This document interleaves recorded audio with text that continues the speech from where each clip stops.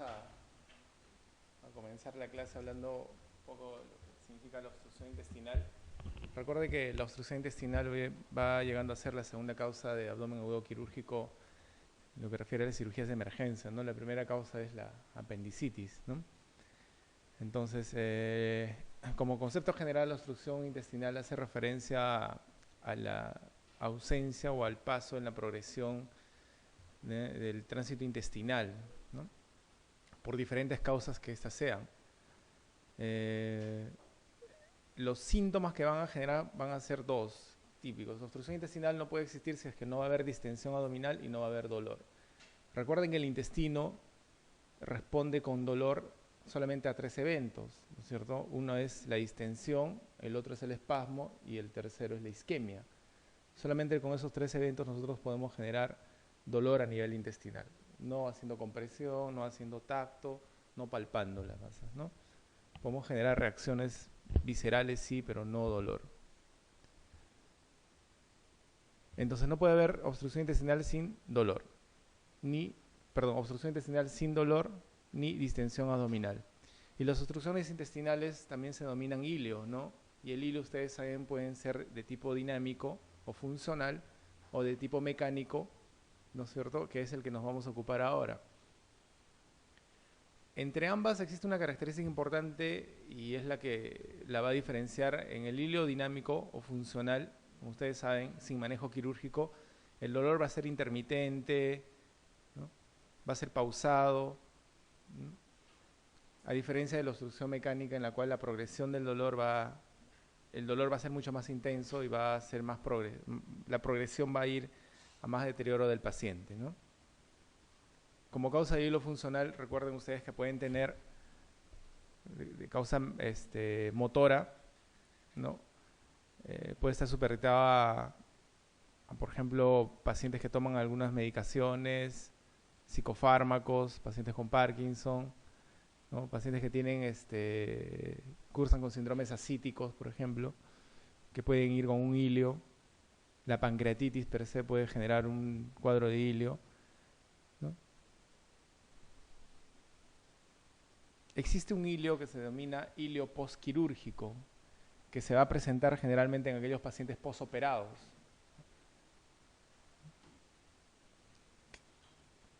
Por la manipulación, ¿no? Muchas veces hacemos el lavado de asas, entonces eso puede generar un hilio postquirúrgico cuya resolución es eminentemente médica, ¿no? Debe durar entre 1 a 2 semanas, ¿no? El hilio postquirúrgico. Entonces, la obstrucción mecánica o el hilio mecánico, ¿no es cierto?, puede afectar el asa intestinal en cualquier segmento, ¿no? Así vamos a tener una obstrucción intestinal alta, una obstrucción intestinal media y una obstrucción intestinal baja. Generalmente la intestino delgado es la que representa casi el 80% de las obstrucciones y del intestino grueso representa el resto, ¿no? 15 a 20% de las obstrucciones. ¿Qué puede causar obstrucción intestinal mecánica o un hilo mecánico en un asa intestinal? Va a depender de factores extrínsecos, ¿no es cierto? Compresiones extrínsecas, compresiones intrínsecas o elementos de la misma luz, o ya sea,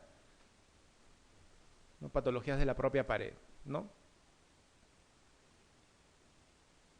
Extrínsecas, la causa más común, más frecuente, ¿no es cierto? Las famosas bridas y adherencias, que van a generar compresión extrínseca de la pared intestinal, generando la obstrucción, ¿no? Tumores, las famosas hernias, el anillo herniario puede generar una compresión y estrangulamiento del asa, ¿no? A nivel de la pared, las tumoraciones, los leiomiomas, los tumores Guis pueden generar también obstrucción. Y a nivel de la luz, ¿no es cierto?, los tumores que crecen hacia la luz, vegetantes, algunos cuerpos extraños, ¿no es cierto?, como los tricobezoars, los fitobezoars, ¿no? El famoso hilo biliar, ¿no?, que también puede generar un cuadro de obstrucción.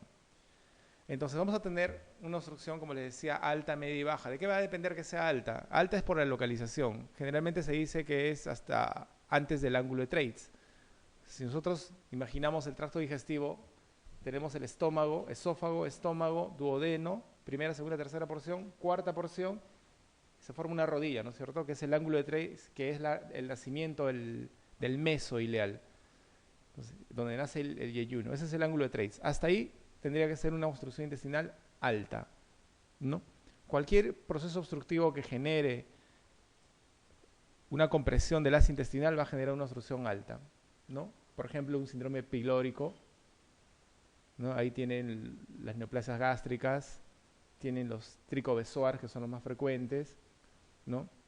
En el duodeno, los ampulomas, que pueden generar obstrucción intestinal alta. Como la obstrucción es más próxima, lo primero que va a generar en estos pacientes es vómitos, ¿no? Lo primero que va a presentar estos pacientes son vómitos, no dolor.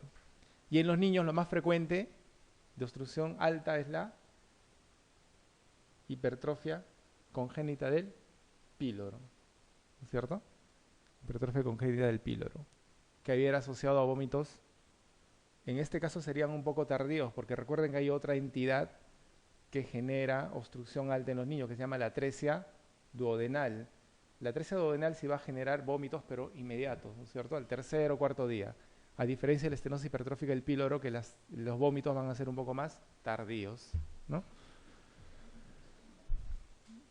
Todo aquello que causa obstrucción del ángulo de Treitz, o sea, yeyuno inicial hasta la mitad del colon transverso, o sea, yeyuno, íleon, ciego, ascendente, mitad del ángulo transverso, se denomina obstrucción intestinal media, ¿no?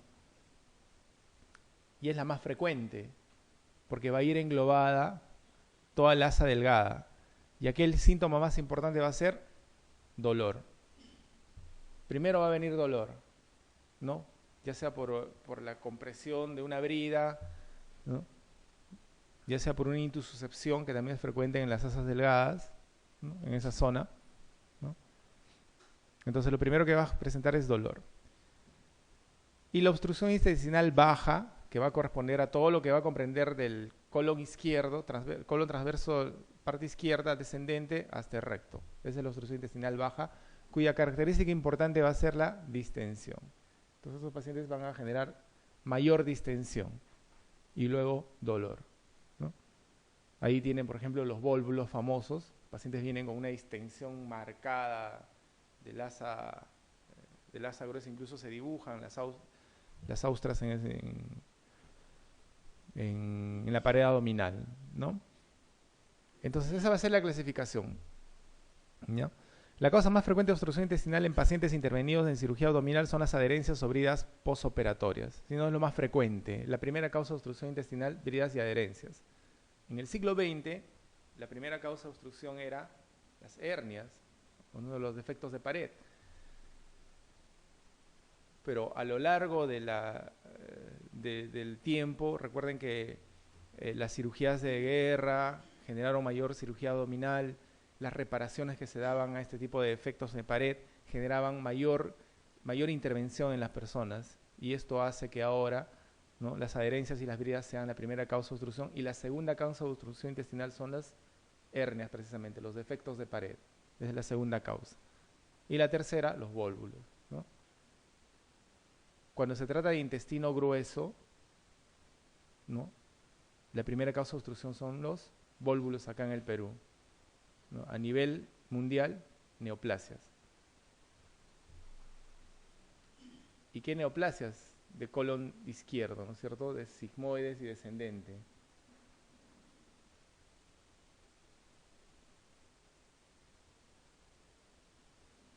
Acá en el Perú, vólvulos, ¿no? La segunda causa más frecuente son las hernias, ¿no? Esta hace un siglo atrás eran las primeras causas de obstrucción, pero ahora no, son las segundas causas. ¿Y qué tipo de hernias son las que se obstruyen con más frecuencia? Las crurales, ¿no es cierto? Recuerden que en la región inguinal nosotros tenemos hernias que son inguinales y otras que son crurales, las hernias famosas femorales, que son más frecuentes en las mujeres. Esas son las que se obstruyen con más frecuencia, ¿no? Entonces, las hernias femorales o crurales, y más frecuente en las mujeres, esas son las que se obstruyen más, ¿no? Entonces, como habíamos dicho, la causa más frecuente de obstrucción intestinal baja son las neoplasias, ¿no? De colon y recto, o sea, el lado izquierdo, sigmoides, porque la luz en esa zona, en el segmento del lado izquierdo es más estrecha, más delgada, y además el crecimiento tumoral es más concéntrico hacia la luz, por eso se estrechan con mayor frecuencia, a diferencia de los del lado derecho, ¿no? El lado derecho, su crecimiento es excéntrico y lo que va a generar más es sangrado, ¿no? En las neoplasias de colon, en el lado derecho, ¿no?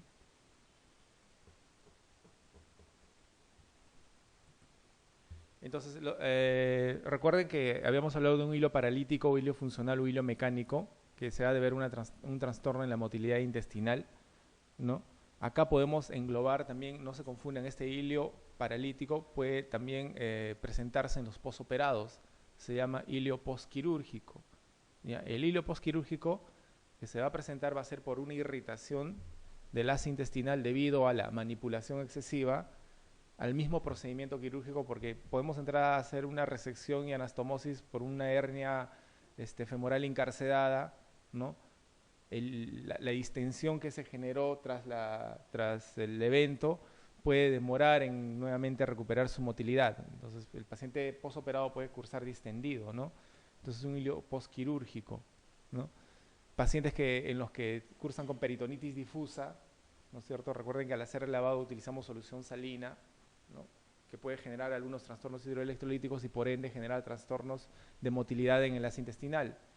Entonces, no confundamos este hilo posquirúrgico con la obstrucción posquirúrgica temprana, ¿no? La diferencia es fundamental. El hilo posquirúrgico, ¿no? En el hilo paralítico posquirúrgico, en el hilo dinámico, el paciente nunca va a restaurar su tránsito. O sea, ¿qué significa eso? Nunca va a haber ruidos hidroaéreos y nunca va a haber eliminación de flatos, que son métodos indirectos por los cuales nosotros podemos ver que se ha restaurado o no el tránsito intestinal. Entonces eso va a ser en el hilo posquirúrgico. En la obstrucción posquirúrgica temprana, que ya es un evento mecánico, el paciente sí va a restaurar su funcionabilidad, o sea, va a tener ruidos hidroaéreos, ¿no? Probablemente va a eliminar flatos, ¿no? Pero súbitamente se vuelve a obstruir. Entonces es una obstrucción posquirúrgica temprana que inclusive puede presentarse hasta los 6 meses luego de la cirugía, ¿no?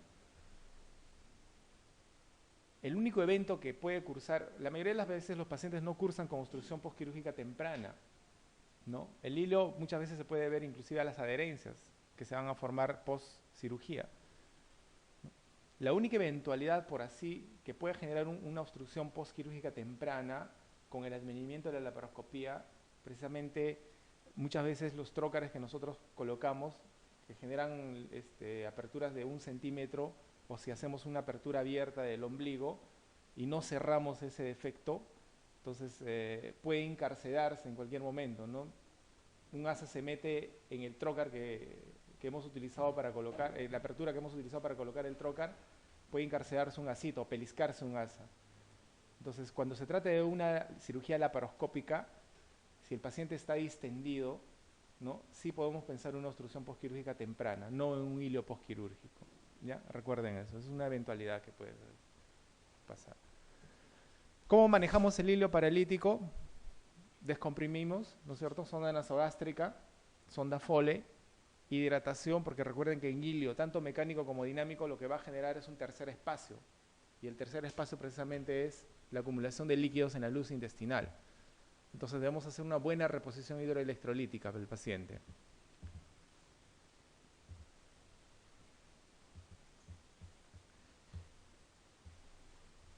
El hilo mecánico u obstrucción mecánica, ¿no es cierto? Como les decía, puede ser de causa parietal, intraluminal o extraluminal, ¿no? La obstrucción mecánica estrangulante, dolor localizado, peritonismo, fiebre, leucocitosis, sugiere la parotomía. En realidad, al ser la segunda causa de obstrucción, de manejo quirúrgico de la obstrucción intestinal, nosotros tenemos que determinar específicamente la indicación quirúrgica en los pacientes, por ejemplo, que cursan con bridas y adherencias. Y para esto nosotros debemos determinar, hacer un buen examen físico, un buen examen clínico y determinar si el paciente o no tiene un antecedente quirúrgico.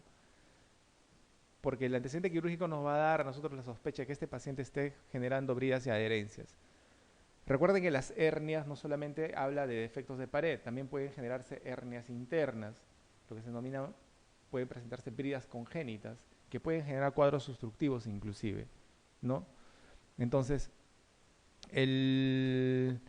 la mecánica del tratamiento de las bridas y adherencias es primero médico. Nosotros primero observamos a los pacientes, tiempo prudente, entre 72 a 48 a 72 horas, hasta esperar la resolución espontánea.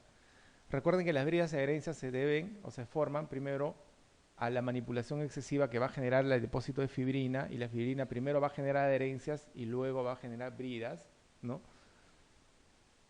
Entonces, lo primero que debemos hacer en estos pacientes es alejarlos de la cirugía, porque una nueva cirugía que correspondería a liberación de bridas y liberación de adherencias va a generar más bridas y va a generar más adherencias, ¿no?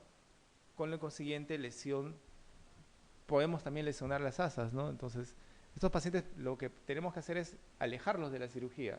Entonces, manejo descompresivo, sonda nasogástrica, sonda Foley, ¿no? Si podemos, sonda rectal, ¿no?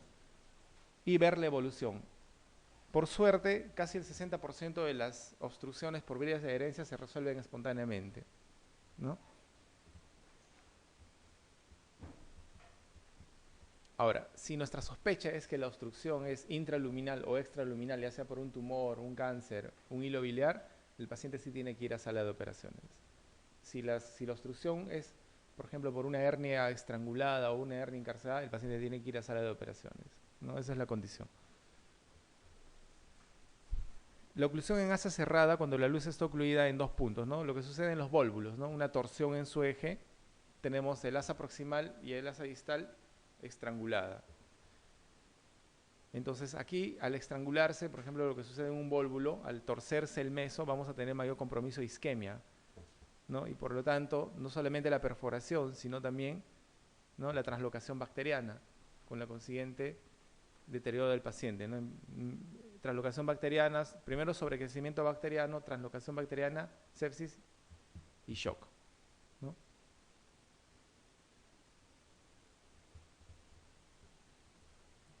Muy bien. Entonces, ¿cuáles son las características clínicas que clasifican como una obstrucción intestinal alta? No, habíamos dicho, obstrucción intestinal alta hasta el ángulo de Treitz, lo primero que va a haber en estos pacientes es el vómito. Los vómitos van a ser continuos y constantes y abundantes, ¿no es cierto? Va a haber gran distensión y vómitos tardíos. Recuerden que puede haber una distensión. La cámara gástrica tiene la capacidad de distenderse totalmente, ¿no? Entonces, si nosotros tenemos una obstrucción alta que va a generar vómitos, y si, por ejemplo, no corregimos en este paciente, por lo menos una sonda nasogástrica, podemos tener una distensión de la cámara gástrica. O sea que vamos a tener una distensión del epigastrio o de todo el hemiabdomen superior. Entonces, la distensión es localizada. Todo el hemiabdomen superior puede estar distendido, ¿no? Gran distensión y vómitos tardíos, ¿no? Los vómitos son tempranos, ¿no es cierto? Habíamos dicho. Vómitos precoces y distensión en el epigastrio, eso es lo que vamos a encontrar, ¿no? Vómitos precoces. Y como les decía, si la obstrucción es a nivel de la segunda porción o estamos cursando con un síndrome pilórico, la obstrucción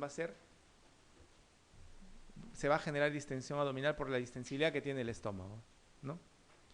Vómitos precoces, sí va a haber vómitos precoces con distensión difusa del abdomen. No tendría por qué distenderse de manera difusa el abdomen. Distensión difusa sí vamos a ver en obstrucción baja o obstrucción intermedia, sobre todo en obstrucción baja, ¿no? Más, recuerden, si nosotros tenemos una lesión en el sigmoides, por ejemplo, una obstrucción estenosante, una lesión estenosante que está obstruyendo, la distensión va a ser proximal. O sea, ¿qué se va a distender? Se va a distender el descendente, el transverso y el ascendente y el ciego, ¿no es cierto? La distensión va a progresar dependiendo de la uniformidad y el manejo, de la estabilidad de la válvula ileocecal. Si esta válvula ileocecal es competente, la obstrucción va a llegar hasta ahí y vamos a tener todo el marco cólico distendido, ¿ya? El problema es que si continúa la distensión, recuerden que la pared del ciego y el ascendente es más delgada que el sigmoides. Entonces probablemente este paciente entre por una perforación espontánea del ciego, que es lo que sucede. Si la válvula ileocecal es competente, perfora el ciego o perfora el ascendente y el paciente entra a operarse no por obstrucción sino por peritonitis, ¿no? Pero si la válvula es competente, la obstrucción progresa, ¿no?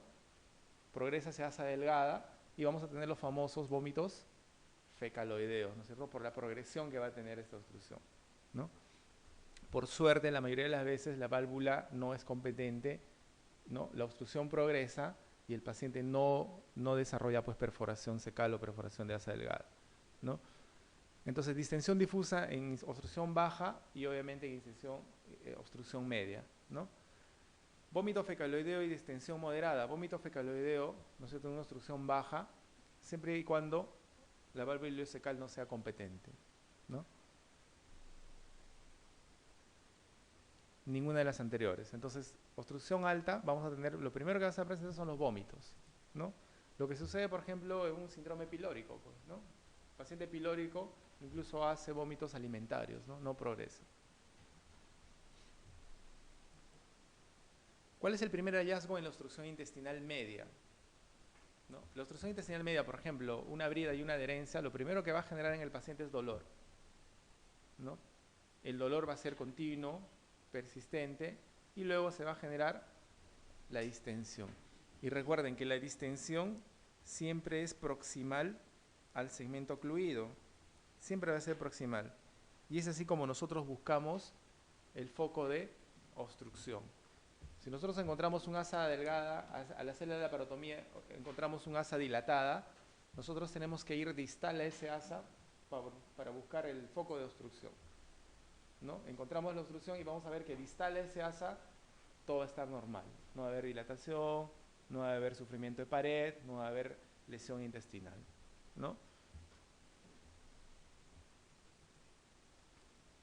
Entonces, ¿cuál es el primer hallazgo en la obstrucción intestinal media? Distensión abdominal sí va a existir, pero no es lo primero que se va a presentar, ¿no es cierto? El dolor cólico es lo primero que se va a presentar, el dolor. Y recuerden que el dolor es agudo y progresivo. Si fuese un hilo dinámico, ¿no es cierto? Recuerden que el hilo dinámico podemos tener en pancreatitis, podemos tener los pacientes con uremia, ¿no es cierto?, que están en hemodiálisis, generan cuadros de hilo dinámico, hilo funcional. Los pacientes que tienen hepatopatía, los cirróticos, el líquido cítico genera engrosamiento de la pared, macera el ácido intestinal y eso genera disfunción motora y eso genera hilio, ¿no? Entonces estos pacientes pueden tener cuadros de dolor, pero el dolor es intermitente, es progresivo, ¿no? Es pasajero, no es continuo. A diferencia de este dolor tipo cólico que es intenso, no viene por oleadas, pero son dolores muy, muy intensos. Y luego viene la distensión. Los vómitos se van a presentar, pero de manera tardía. No tiene por qué presentarse ictericia, ¿no? La ictericia es, bueno, se ve en patrones colestásicos, ¿no es cierto?, cuando hay una obstrucción de la vía biliar, ya sea intraluminal o extraluminal, ¿no? Pero puede darse el caso de que tengamos una obstrucción intestinal con ictericia, sí, ¿no es cierto? Cuando hablemos de hilo biliar, ¿no es cierto? Recuerden que un cálculo que se origina primariamente en la vesícula biliar puede progresar hacia la luz intestinal, pero para esto tiene que haber una condición. ¿Cuál es esa condición? Que tiene que haber una fístula, ¿no es cierto? Y la fístula tiene que ser o colecistogástrica o colecistoduodenal, ¿no? Generalmente las fístulas colecistoduodenales, ¿no es cierto?, son las que van a generar el hilo biliar. Progresa el cálculo hacia la luz intestinal delgada, ¿no?, y obstruye la parte más estrecha del tracto digestivo. ¿Cuál es? La válvula ileocecal, ¿no? La otra semana yo hice guardia este martes, ¿no? Y el domingo operaron una paciente mujer, ¿no? Pero que hizo un hilo biliar, pero el hilo biliar hizo una fístula colecisto-colónica, ¿no? Y es un cálculo que progresó hacia el descendente y en el sigmoide se impactó. Hizo un hilo biliar, pero en el sigmoides. O sea, yo nunca he visto. Yo he leído el reporte, he conversado con el asistente y eso es lo que me dice que han encontrado. Una obstrucción baja por un cálculo que ha progresado de la vesícula hacia el sigmoides.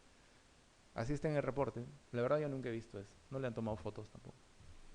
Así como yo encontré un ascaris en la vía biliar un día, me asusté porque hicimos una colegotomía, pensamos sacar cálculos, ¿no? Y metiendo el randa en un momento a otro vimos una cosa nacarada, que quería un coágulo, empezamos a sacarlo y salió un ascaris, una culebra. Y ¡pum!, lo botamos, todos nos asustamos, pues, ¿no? Entonces, eso tampoco se ve muy frecuentemente, no lo hemos graficado. O sea, a mí nadie me va a creer que yo he visto, pues, ¿no? He sacado un ascaris de esa zona. pero no lo he graficado, o sea, no le he tomado fotos, ¿no? Porque lo primero que hice fue asustarme, porque es imposible encontrar pues un ascaris en la vía biliar, ¿no? Entonces puede darse, ustedes saben que en medicina puede darse de todo, así es que eso es lo que me comentó mi colega el domingo operar una paciente. Lo que usualmente sucede es que la fístula sea colecisto duodenal, ¿no es cierto? La vesícula es el duodeno, progresa el cálculo y se obstruye en la válvula ileocecal, ¿no? Ahora, para que obstruya el colon, a pesar de que el sigmoides, la luz es mucho más estrecha y las paredes son más gruesitas, puede ser un calculazo el que ha pasado, ¿no? Entonces, no. Dificultad para eliminar flatos, sí. En todos los cuadros exclusivos siempre va a existir esto, ¿no? Dificultad para la eliminación de flatos. Pero recuerden, los síntomas importantes para obstrucción intestinal no es que no elimina flatos, no es que tenga vómitos. Dolor y distensión abdominal son los dos síntomas importantes que debe tener un paciente para catalogarlo como obstruido.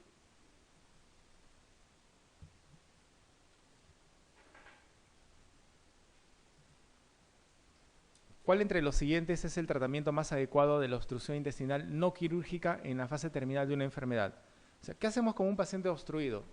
Si nuestro paciente tiene una obstrucción dinámica o un hilo mecánico, hacemos lo que les decía, ¿no es cierto? Primero descompresión, sonda nasogástrica, sonda Foley, sonda rectal, ¿ya?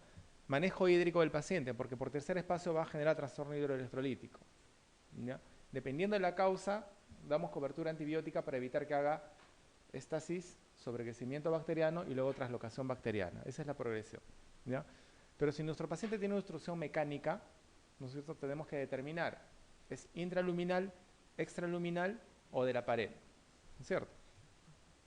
Si pensamos en la primera causa, que es bridas y adherencias, lo primero que nosotros hacemos con ellos, determinamos que tiene una brida y una adherencia, eso no lo vamos a diagnosticar radiológicamente, no lo vamos a diagnosticar por una ecografía o un examen de sangre, lo diagnosticamos por la historia clínica, porque un paciente que no tenga una incisión quirúrgica o un antecedente quirúrgico muy poco probablemente va a generar adherencias, ¿no es cierto? O va a generar bridas, ¿no? Debemos de pensar también esto en las mujeres porque las cirugías que generan o los procesos inflamatorios que generan mayor adherencia y mayor brida sin antecedente quirúrgico son los procesos pélvicos, las famosas EPIs, ¿no es cierto? Van a generar tal cantidad de bridas y adherencias que incluso pueden desarrollar cuadros obstructivos en esos pacientes. Los procedimientos quirúrgicos ginecológicos también generan bridas y adherencias en mayor frecuencia, ¿no? Entonces, el antecedente y la historia clínica a nosotros nos va a hacer sospechar de que el paciente está cursando con una obstrucción por una brida y una adherencia. ¿Qué es lo que primero debemos hacer? Descomprimir. Manejo médico, observación. Casi el 60% de estas obstrucciones se resuelven espontáneamente. Y ahí en el hospital ustedes ven paciente, obstrucción intestinal, bridas y adherencias, está resolviéndose. ¿Y cómo se resuelven? Con la descompresión. Con la descompresión, ¿no? Hidratación y manejo del dolor. Pero si no, 48 a 72 horas después tienen que entrar a sala sí o sí. Porque muchas veces las bridas comprimen al asa intestinal o tuercen al asa intestinal tan severamente que no la sueltan, pues, ¿no? Entonces tenemos que entrar a sala, liberar esa brida y el problema está resuelto. Pero el problema es que una nueva reintervención va a generar mayor formación de bridas por la mayor manipulación de las asas y no solamente eso, ¿no? Las bridas a veces pueden estar firmes y las adherencias no solamente son entre asa y asa, las adherencias son entre asa a asa, asa pared y asa hacia el saco que pueda generarse de repente un pseudosaco que esté formando una adherencia, ¿no? Entonces la posibilidad de lesionar más asa intestinal, la posibilidad de que el paciente termine con fístula, la posibilidad de que el paciente termine con una recesión amplia está dada. Entonces por eso estos pacientes tenemos que manejarlos de esa manera.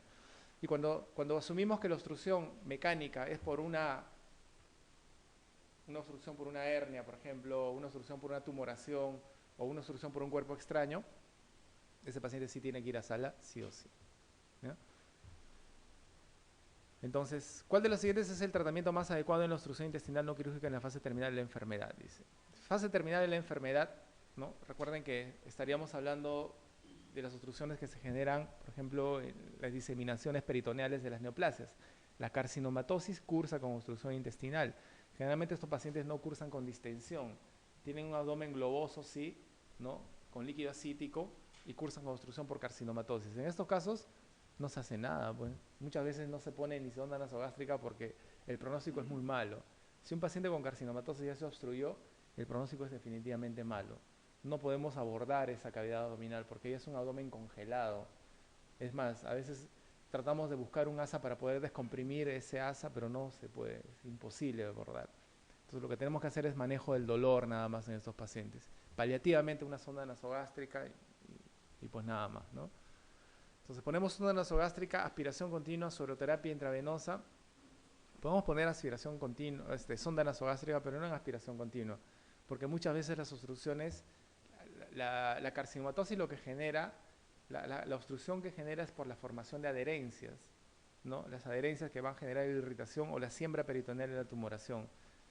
Entonces,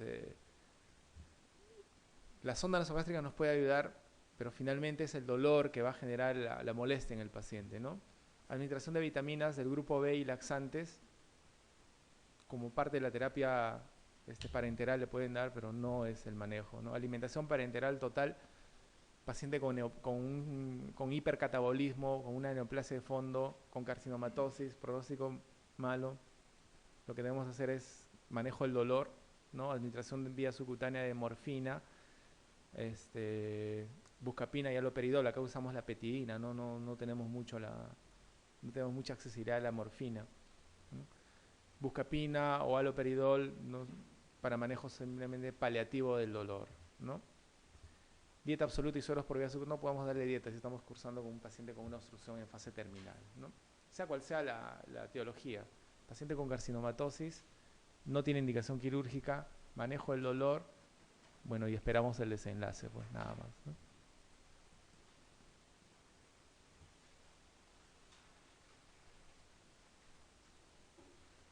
Entonces, acá nosotros utilizamos la petidina y por vía oral, si el paciente lo puede utilizar, la accesibilidad de la oxicodona, ¿no es cierto? El oxicotín que también tenemos acá, por vía oral. ¿Cuál es la causa más frecuente de obstrucción de intestino delgado en un paciente adulto sin intervenciones abdominales previas? Entonces, si el paciente no tiene ninguna intervención anterior, eso nos va a orientar a que este paciente no está cursando con bridas o adherencias, ¿no es cierto? Sin embargo, podemos encontrarnos con sorpresas. Entonces, ¿cuál es la causa más frecuente? ¿El hilo biliar? No. Ni siquiera es la segunda ni la tercera. Debe ser de la cuarta, quinta causa de obstrucción intestinal, ¿no? Y para que exista un hilo biliar, tiene que existir una condición. Tiene que haber una fístula biliocutánea, ¿ya? Y la más frecuente es la fístula colecisto-duodenal. Puede haber una fístula colecisto-gástrica, pero lo más frecuente es una fístula colecisto-duodenal, ¿no es cierto?, que haga que el cálculo migre de la vesícula hacia la luz intestinal, progrese a través del duodeno, Y1, y a nivel de la válvula ileocecal, que es la parte más estrecha, se obstruye, ¿no? Generando la distensión proximal. ¿Y cuál es el tratamiento? La parotomía, ¿no es cierto? Ya. El diagnóstico, ¿cómo lo hacemos? Precisamente la radiografía nos va a permitir ver la distensión de las asas, los niveles hidroaéreos, porque estamos hablando de asas delgadas, ¿no? Y la fístula biliocutánea va a permitir que aire del intestino progrese hacia la vesícula y por ende hacia la vía biliar. Entonces, ¿qué vamos a ver? Neumobilia, ¿cierto? Esa es la característica de un hilo biliar, la neumobilia. Si nosotros tomamos una tomografía, vamos a ver aire en la vía biliar intrahepática, ¿no? Eso es lo que se ve, se dibuja el aire.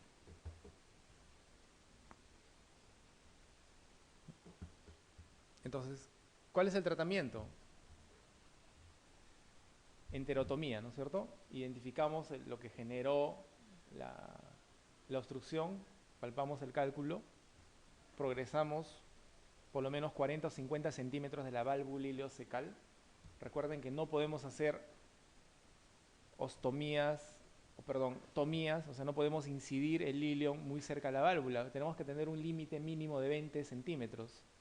No podemos hacer una anastomosis, por ejemplo, a 10 centímetros de la válvula ileocecal o a 5 centímetros de la válvula ileocecal, porque esa anastomosis se nos va a romper, va a volar. Tampoco podemos hacer una incisión a 10 centímetros de la válvula ileocecal y después suturarla, por la presión que se ejerce. El intestino que tiene que ejercer una presión para vencer la válvula y progresar el contenido del tránsito hacia el ciego.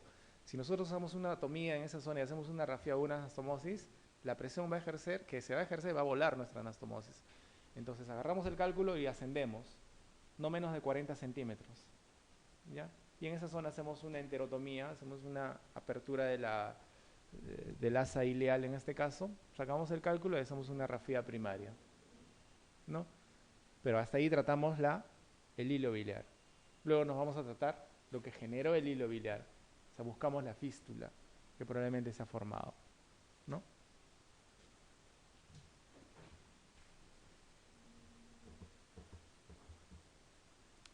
Cáncer de colon, recuerden que los cánceres que obstruyen son los del lado izquierdo y esa es la característica de las neoplasias de colon de rectos sigmoides, del colon izquierdo.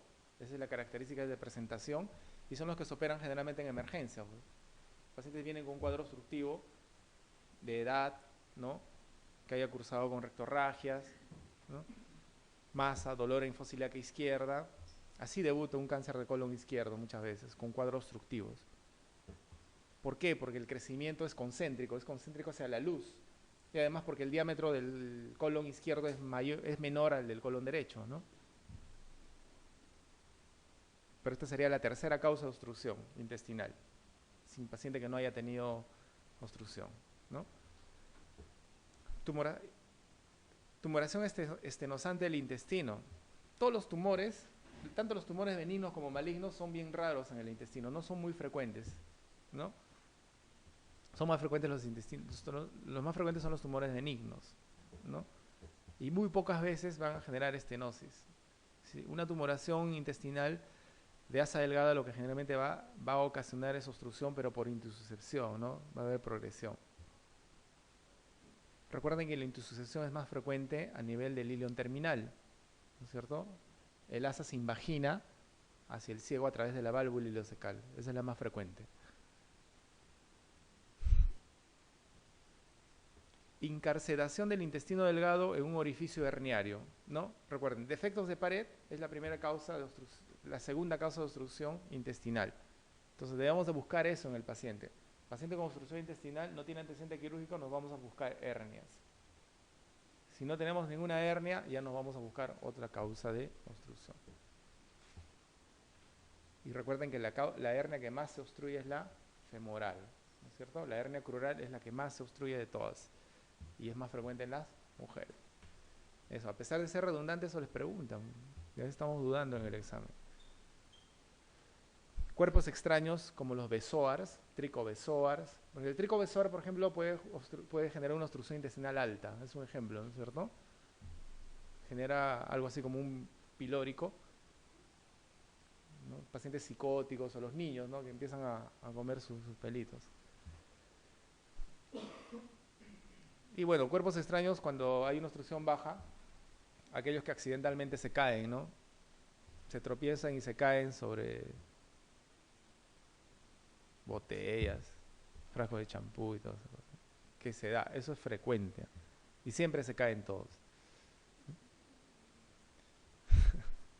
Es frecuente, ¿no? Entonces, segunda causa de obstrucción, defectos de pared. Tercera causa, neoplasias de intestino grueso. Pero si nos preguntan cuál es la primera causa de obstrucción de intestino grueso, a nivel mundial, cáncer. Luego sigue vólvulo. Si dice la primera causa de obstrucción intestinal gruesa en el Perú, vólvulos.